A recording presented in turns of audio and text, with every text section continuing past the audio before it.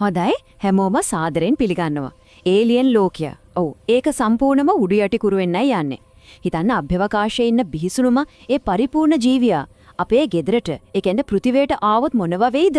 අන්නේ ඒ ප්‍රශ්නෙට උත්තර හොයන අලුත්ම කතා මාලාව ඒලියන් අර්ත් ගැන තමයි අපි අද ගැඹුරින් කතා කරන්න යන්නේ. මෙන්න මේ ප්‍රශ්නේ තමයි හැමදේම වෙනස් කරන්නේ. බලන්න ඒලියන් චිත්‍රපටවල අපි හැමදාම දැක්කේ මොකද්ද? මිනිස්සු අභ්‍යවකාශයට ගිහින් කරදරේ වැටෙනවා. ඒත් මේ පාර ඒ සෙල්ලම ඉවරයි. පළවෙනි වතාවට දඩයක්කාරයා අපේ ගෙදර මිදුලටම ඇවිල්ලා. දඩේම වෙන්නේ මෙහෙ. ඉතින් මේක තමයි කතාවේ නියම හදවත. ඔව් මෙච්චර කල් අපි දැක්කේ අර අඳුරු පටු කොරිඩෝ ඇතුලේ අභ්‍යවකාශ නැවවල වෙන ජීවිත සටන්. ඒ දැන් සටන ඇවිල්ලා තියෙන්නේ අපේ ගෙදරටමයි. කතාව සිද්ධ වෙන්නේ 2120 අවුරුද්දේ. හැබැයි පොඩ්ඩක් ඉන්න මේක අපි දන්න ඒලියන් කතාව විදිහක් නෙවෙයි. නෑ මේක සම්පූර්ණයෙන්ම වෙනම විකල්ප කාලරාමුවක සිද්ධ වෙන දෙයක්. ඉතින් මොකද්ද මේ විකල්ප කාලරාමුවක් කියන්නේ? හරි. මේමයි මේ කතාමාලාව හදන නෝවා හෝලිට ඕන වෙලා තියෙනවා අර ප්‍රොමීතියස්, කවනන්ට් වගේ චිත්‍රපටිවල තිබ්බ සංකීර්ණ කතාන්දර ටිකක් පැත්තකින් තියන්න. එයාට ඕන වෙලා තියෙන්නේ ආයමොත් මුල්ම ඒලියන් සහ ඒලියන්ස් චිත්‍රපටි දෙකේ තිබ්බ අර පිරිසිදු හදවත ගැහෙන බය අන්න ඒ හැඟීම අපහු ගෙන්න. ඒ කියන්නේ මේක ඒලියන් ලෝකෙට දෙන සම්පූර්ණයෙන්ම අලුත්ම පණක්, අලුත් පටන් ගැනීමක්. හරි. එහෙනම් මේ කතාවේ තියෙන්නේ සෙනොමෝෆ්ලා පෘථිවියට ආවම වෙන සටනක් විතරද? නෑ. එහෙම හිතුවොත් වැරදි. මේක ඊට වඩා ගොඩක් සංකීර්ණයි. ඇත්තටම මේක එක යුද්ධයක් නෙවෙයි. එකිනෙකට පැටලිච්ච එකම වෙලාවෙ සිද්ධ වෙන පෙරමුණු තුනක යුද්ධයක්. ප්‍රල්ලදින එක තමයි අපි කවුරුත් දන්න දේ මිනිස්සුයි ඒලියන්ලයි අතර තින්න පැවැත්මේ සටන. ඒ අතරම තිරේ පිටුපසින් තව ලොකු ගේම් එකක් යනවා. ඒ තමයි වේලන්ඩ් යූටානි සමාගමයි එයාලගේ ලොකුම තරගකාරයා වෙන ප්‍රොඩිජි සමාගමයි අතර බල අරගලය. හොඳයි ඒ දෙකත් මදිවට තුන්වෙනි පෙරමුණක් තියෙනවා. ඒ තමයි Taman මිනිස්සෙක්ද නැත්නම් යන්ත්‍රයක්ද කියලාවත් හරියට දන්නේ නැති අලුත්ම ජීවි කොට්ටාශයකගේ අනන්‍යතාවය හොයාගෙන යන සටන. ඉතින් හිතන්න මේ තුනම එකට ගැටෙනකොට මොන වගේ දෙයක් වෙයිද කියලා. එතන තමයි කතාව නියමටම පත්තු වෙන්නේ. මේ මුළු තත්වයම මේකේ නිර්මාණකරු නොවා හෝලි එක වාක්‍යයකින් හරි අපූර්වට සාරාංශ කරනවා. එයා කියන විදිහට මේක අපිට පණ පිටින් ඉන්න දෙන්නේ නැති ස්වභාව ධර්මයයි ඒ වගේම අපිට පණ පිටින් ඉන්න දෙන්නේ නැති අපිම හදාගත්ත තාක්ෂණයයි. අන්නේ දෙක මැද හිරවෙච්ච මනුස්සකම ගැන කතාවක්. ඒ කියන්නේ නියම හතුරා එළියෙන් එන ඒලියන් විතරක්ම නෙවෙයි කියන එක පැහැදිලි නේද? හොඳයි. මේ පෙරමුණු තුනේ යුද්ධය මැද මේ මනුස්සකම, තාක්ෂණය අය සහ ස්වභාව ධර්මය අතර ගැටුමේ හරියටම මැද ඉන්නව කෙනෙක්. ඒලියන් ලෝකයේ අපි මීට කලින් කවදාවත් දැකලා නැති විදියේ චරිතයක්. ඇගේ නම වෙන්ඩි. සමහර විට මේ මුළු අවුලම ලියන්න තියෙන එකම යතුරු වෙන්න පුළුවන්. වෙන්ඩි කියන්නේ කවුද? ඇය සාමාන්‍ය මිනිස්සෙක් නෙමෙයි. ඇයගේ කතාව පටන් ගන්නේ මාරාන්තික රෝගයකින් පෙළෙන මැරෙන්න ඔන්න මෙන්න ඉන්න පොඩි ළමයෙක් විදිහට.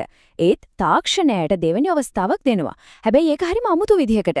ඇය විඥාණය ඒ ළමා මනස සම්පූර්ණයෙන්ම කෘත්‍රිම වැඩිහිටි ශරීරයකට මාරු කරනවා. හිතන්න මනස ළමයෙක් ඒ ශරීරය මාරාන්තික ආයුධයක්. අන්න ඒක තමයි මේ කතාවේ තියෙන ලොකුම ගැටුම.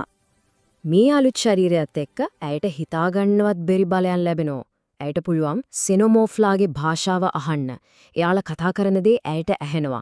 ඒ විතරක් නෙවෙයි ඕනෑම ඉලෙක්ට්‍රොනික උපකරණයක් හිතන පමාවෙන් පාලනය කරන්නත් ඇයට පුළුවන්. ඒත් මේ බලයට ගෙවන්න වෙන මිල හරිම ඉහළයි. ඇයව හදපු අයට ඕනෑම වෙලාවක ඇගේ මතකය සම්පූර්ණයෙන්ම මකලා දාලා අලුතෙන් ප්‍රෝග්‍රෑම් කරන්න පුළුවන්. එතකොට ප්‍රශ්නේ මේකයි. වෙන්ඩි කියන්නේ වීරවරියක්ද? එහෙම නැත්නම් අනුන්ගේ අතේ තියෙන ආයුධයක් විතරද? හොඳයි. වෙන්ඩි වගේ කෙලිකව නිර්මාණය කරන්න පුළුවන් ලෝකයක් කියන්නේ කොයි වගේ තැනක්ද? අන්න එතනට තමයි අපි දැන් ඉන්නේ. මොකද 2120 කියන මේ අනාගතයේදී ලෝකය පාලනය කරන්නේ අපි දන්න ආණ්ඩු එහෙම නැත්නම් ජාතින් නෙවෙයි. රටවල් කියන දේ අමතක කරන්න, දේශ සීමා අමතක කරන්න. 1120 වෙද්දී මුළු පෘථිවියම අයිති ඒක පාලනය කරන්නේ බලවත් මහා සංස්ථාව පහකට විතරයි. හැබැයි ඒ පහෙන් මේ කතාවට ආදාළව වැදගත්ම වෙන්නේ දෙන්නෙක්. එක පැත්තකින් ඉන්නවා අපි කවුරුත් හොඳට දන්න වේලන් යුටානි. එයාලගේ ඉතින් එකම හීනේ සෙනමෝෆා ආයුධයක් කරගන්න එකනේ. අනිත් පැත්තේ ඉන්නවා එයාලගේ ලොකුම ප්‍රතිවාදියා ප්‍රොඩිජි. එයාලා තමයි කෘත්‍රිම බුද්ධියයි, සින්තටික් තාක්ෂණයයි පැත්තෙන් රජවරු. ඉතින් හිතන්න, ඒලියන් පෘථිවියට ආපු ගමම් මේ දෙන්න අතරේ තියෙන සීතල යුද්ධය මොන වගේ දරුණු විවෘත සටනක් බවට පත්වේද කියලා. මේ මහා සමාගම් අතර යුද්ධය තියෙන්නේ සල්ලි, බලය වගේ දේවල් වලට විතරක්ම නෙවෙයි. නෑ, ඊට වඩා ලොකු දෙයක් වෙනුවෙන්. ඒ තමයි අමරණීයත්වය. එකපාරක් තමයි සයිබෝග් වෙන එක. ඒ කියන්නේ මනුස්ස ශරීරය යන්ත්‍රයක එකතු කරන එක. තව පාරක් තමයි සින්තෙටික් කෙනෙක් වෙන එක. සම්පූර්ණයෙන්ම යන්ත්‍රයක් වෙන එක. ඒත් ප්‍රොඩිජි සමාගම තෝරගන්නේ තුන්වෙනි, සමහර විට භයානකම පාර. ඒ තමයි මිනිසියෙක්ගේ විඥානය එයාගේ ආත්මයම කෘත්‍රිම ශරීරයකට බද්ධ කරන එක. වෙන්ඩි කියන්නේ අන්නේ අත්දැක බැලීමේ ප්‍රතිඵලයක්. හැබැයි මේ මුළු කතාවම මේ ඒලියන්ලා මේ කෝපරේෂන් මේ අනාගත තාක්ෂණය මේ හැම දෙම පිටිපස්සේ තියෙන්නේ හරිම අමුතු කවුරුත් හිතාගන්නවත් බැරි දෙයක ආభాෂය. මේක නිකම් සයන්ස් ෆික්ෂන් කතාවකට වඩා ගොඩක් ගැඹුරුයි. මේක ඇහුවම සමහර විට විශ්වාස කරන්නත් අමාරුයි. ඒත් මේක ඇත්ත. ඒලියන් අර්ත්ස් කතාවේ සම්පූර්ණ සෙකිල්ලම ගොඩනගිලා තියෙන්නේ පීටර් පෑන් කතාව මත. ඔව් අර අපි අහලා තියෙන ළමා කතාව තමයි. හැබැයි මේකේ ඒ කතාවේ අඳුරුම බිහිසුණුම විකෘති වෙච්ච වර්ෂන් එක. හිතලා බලන්න පීටර් පෑන් කතාවේ තියනවා නෙවර්ලන්ඩ් එක. ළමයි කවදාවත් ලොකු වෙන්නේ නැති තැනක්. මේ කතාවේ ඒ නෙවර්ලන්ඩ් එක තමයි අර පරීක්ෂණාගාරය. අර ලොස්ට් බොයිස්ලා මෙහිදී එයාලා තමයි මාරාන්තික රෝග වලින් බේරගෙන කොපරේෂන් එකක දීපලක් බවට පත් කරපු දරුවෝ. එයාලට මඟ පෙන්වන අම්මා කෙනෙක් වගේ ඉන්න වෙන්ඩි තමයි අපේ වෙන්ඩි. එතකොට පීටර් පෑන් අන්න එයා තමයි මේ හැමදේම පාලනය කරන කුරිරු බලලෝබී ටෙක් CEO. ඉතින් මේ හැමදේම එකට අරගෙන මේ කතාවේ නිර්මාණකරු නොආ හොලි අපි හැමෝගින්ම හරිම ගැඹුරු කටුක ප්‍රශ්නයක් අහනවා. අවසාන වශයෙන් අපිට හිතන්න ඉතුරු වෙන්නේ මේකයි. එක පැත්තකින් ඉන්නවා අපිව කෑමක් විදියට දකින ස්වභාවික විලෝපකය.